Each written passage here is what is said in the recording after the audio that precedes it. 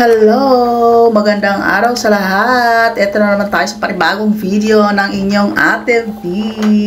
Ayan nga, for today's video natin guys. Pasensya na kayo at ako'y nag-i-echo.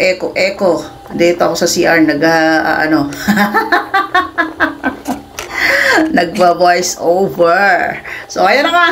Don't mind what I say. So, ayan na nga for today's video natin guys. Pinapakita ko sa inyo ang aking ginagawa sa pang-araw-araw na gawain dito sa aming bahay. So, ang aking extra income na ginagawa ko dito sa bahay ay eto nga. Fast forward ko na yan guys para naman hindi kayo maboring sa aking video.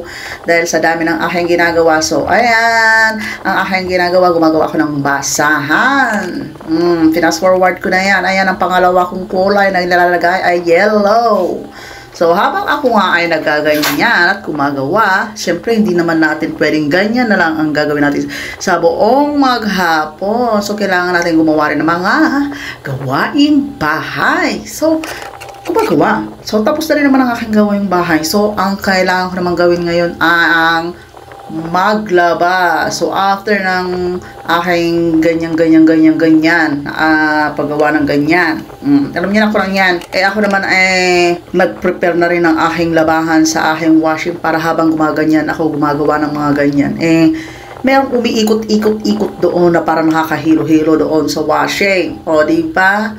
Para naman hindi nasasayang ang ating oras, kaya kailangan natin maging flexible na mga nanay na naiiwan lamang sa bahay. O, di ba? Nagkamali pa dyan ng inyong ate.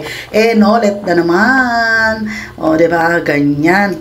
Kaya kung wala kang tiyaga, wala ka ring aanihin. Kasi yan lang po ang aking extra income pagdating sa bahay.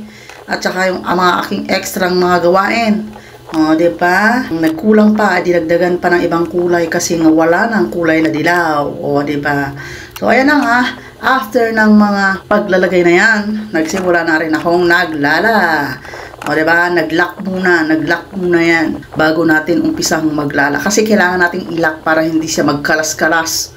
Ang hirap pag kumakalas. O, diba? Ayaw niyang kumabit. So, ayan na nga. Umpisahan na ang lala. So, habang naglalala ako dyan, yung aking, washing umiikot-ikot.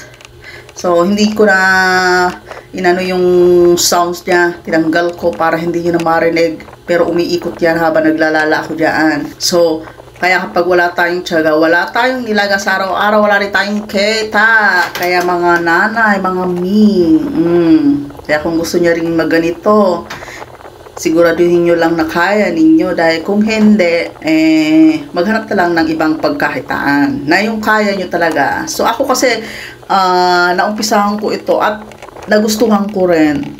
Yun ang masaya ako kapag ako ng bagay na ganito. Kumbaga kasiyahan ko ba? Kaya kahit napapagod ako pero worth it naman. O, diba? So, ayan yung CCTV namin. And, ayan na. Yung mga binabanlawang ko. So, meron pa umiikot. And, yung iba naman, nabanlawang ko na rin. Kaya, nakasampay sila. O, diba? And then, yung ginawa ko, kanina, na nilalala ko is, natapos na yon. So, ito na naman, yung red naman. O, diba yung combination kanina yellow? So, today, red and black. So, ayan nga guys, ang aking for today's video. Maraming sa inyong panonood.